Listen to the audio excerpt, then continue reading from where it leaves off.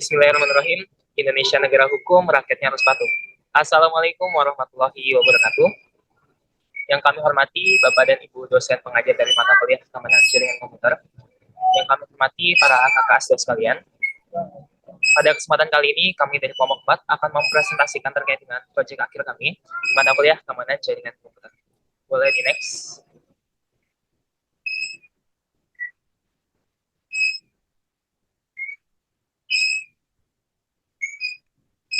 Baik, selanjutnya di sini ada anggota dari kelompok kami. Yang pertama ialah saya sendiri, Muhammad Refian Syanur.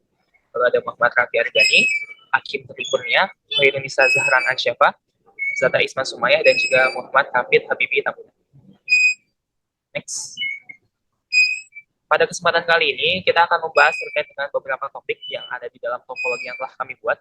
Yang pertama ialah VPN, selanjutnya ada Radius, NTP, Syslog, ACL, Firewall, OSPF, dan juga SSH. Berikut ialah topologi yang telah kami buat sebelumnya.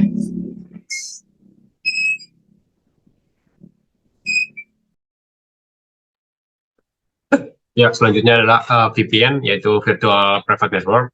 Jadi gunanya VPN ini untuk membuka jaringan outside di router pada topologi sebelumnya, yaitu DHCP1 ke jaringan outside 2 yang pada bagian bawah, yaitu router VLSM. Jadi gunanya VPN ini adalah mengirimkan data antar kedua jaringan tersebut akan dienkripsi, sehingga data tersebut akan tetap aman melalui jaringan publik. Nah, untuk konfigurasi VPN-nya tersendiri, kita konfigurasi pada dua router, yaitu router DHCP1 dan VLSM. Untuk konfigurasinya sendiri sebenarnya tidak beda jauh satu sama lain. Kita menggunakan Crypto Isaac MP Policy 10, juga Authentication Pre-Share. Mungkin yang membedakannya di sini pada IP address-nya. Kalau DHCP1 itu 10.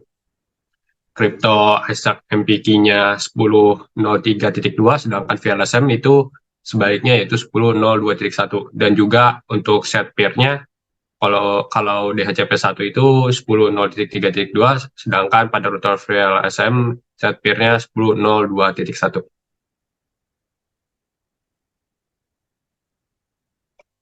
Selanjutnya, di sini kami menggunakan security radius yang fungsinya itu digunakan untuk mengautentikasi pengguna yang ingin mengakses jaringan.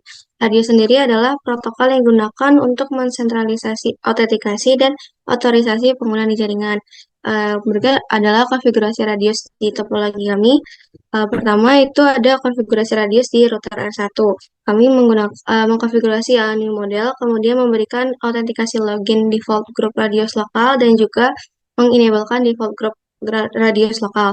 Kemudian juga ada radius server dengan IP 10.014 dan address IPv4-nya 10.014 dengan port 1645. Kemudian juga memberikan key yaitu kelompok 4.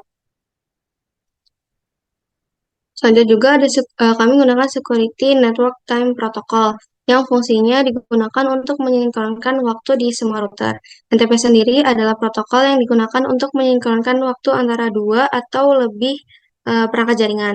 Nah, konfigurasi ya NTP di topologi itu kami menggunakan konfigurasi di router core, kemudian di HCP1, VLSM, dan di S1, dengan memberikan NTP server dengan IP 10.011 dan key-nya juga kelompok strip 4.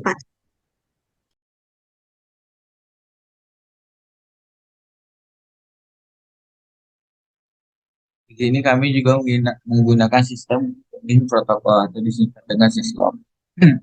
Pada topologi kami membuat server syslog yang berguna untuk sebagai pencatat log apa saja yang dilakukan pada server pada router-router di jaringan. Next. Nah, ini adalah contoh konfigurasi yang dilakukan di setiap router menggunakan perintah logging dengan alamat IP dari server tersebut. Seperti pada router DHCP1 logging 10.0.1.2 untuk mengintegrasikannya dengan server syslog. Next.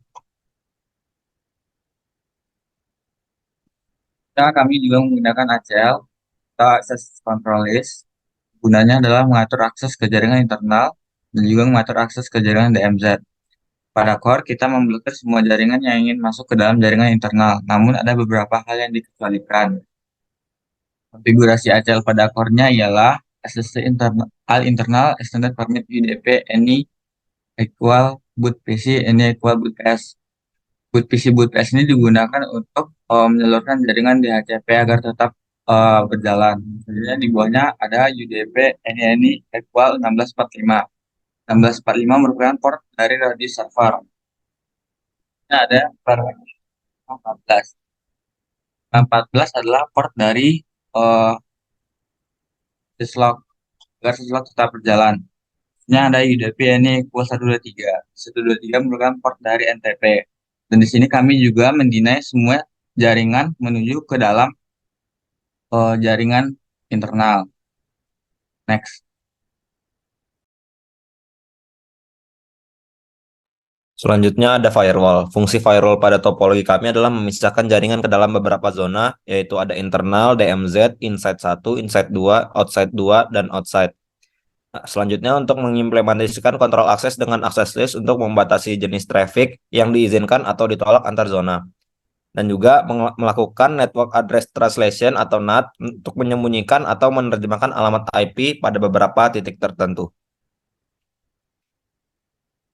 Nah, konfigurasi firewall pada topologi kami yaitu pada firewall ada pertama ada security level 100 dan juga IP address 10.01.1.1 dengan subnet 255.255.255.0. Ada juga object network DMZ server dengan host 10.062 dan juga NAT DMZ outside static 10.02.10.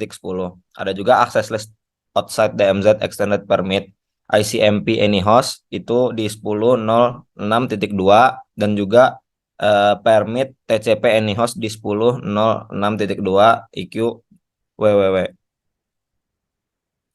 Selanjutnya ada OSPF atau Open Shortest Path First, yaitu fungsi pada topologi kami digunakan untuk menghitung jalur terpendek dan mendistribusikan informasi routing antar router dalam suatu jaringan. Dalam topologi ini, OSPF digunakan untuk mengatur protokol routing di antara beberapa perangkat seperti di core, DHCP1, VLSM, dan juga R1.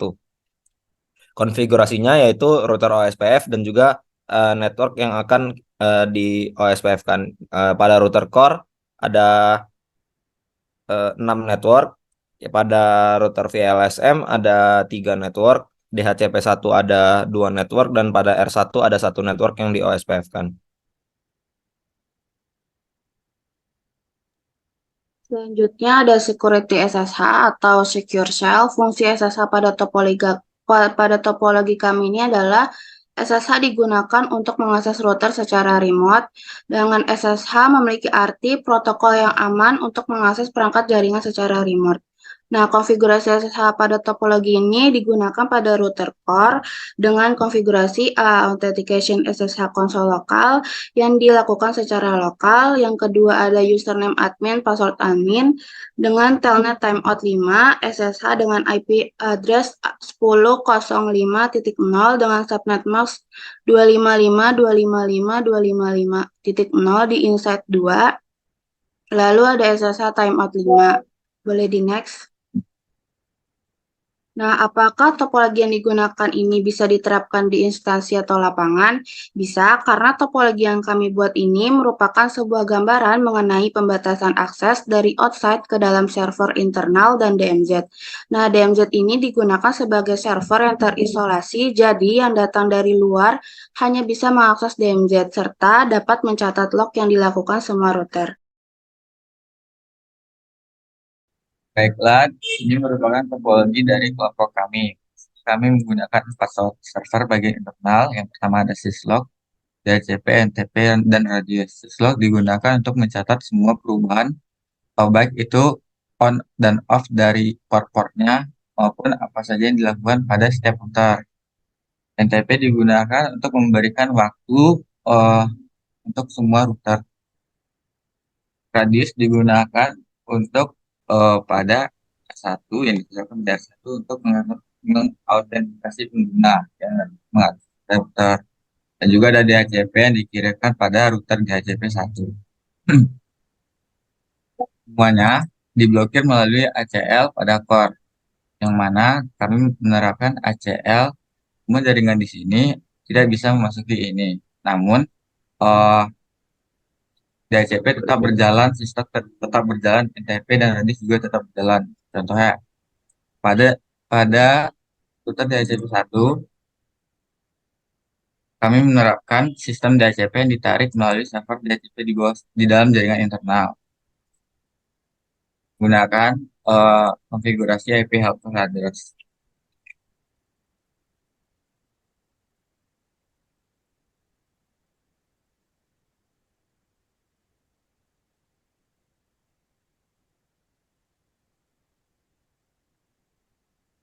Ini IP helper address yang berguna untuk supaya PC yang host yang terdapat yang terhubung pada router bisa bisa mengakses DHCP dari DHCP server.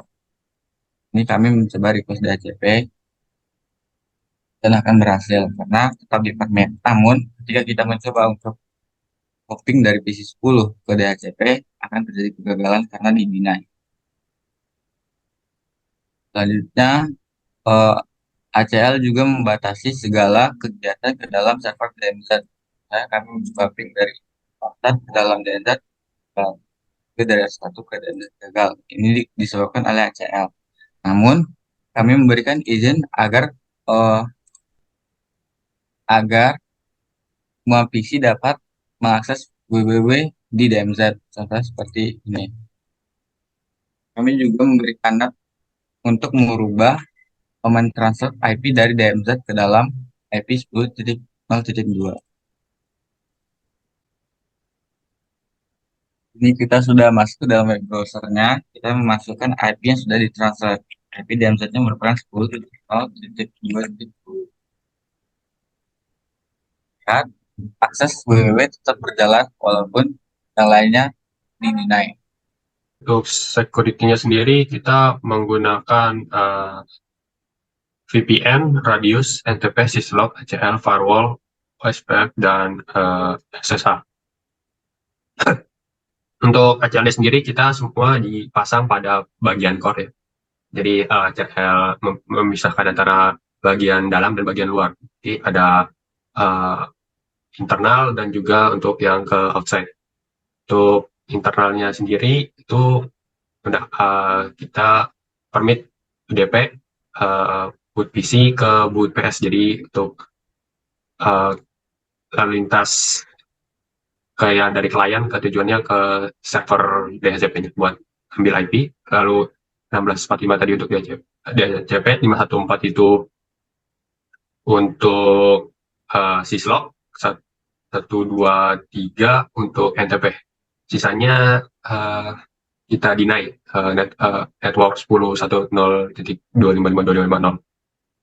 Selain itu, dari outside jaringannya juga hanya tertentu saja yang bisa mengakses. Jadi outside itu cuma bisa mengakses ke DMZ-nya saja untuk meminimalisir adanya serangan dari luar.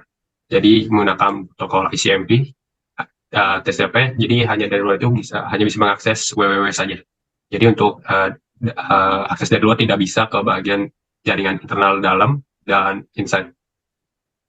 Lalu di permit juga NTP dan syslog-nya dengan IQ protokol 514.123, sisanya di-deny.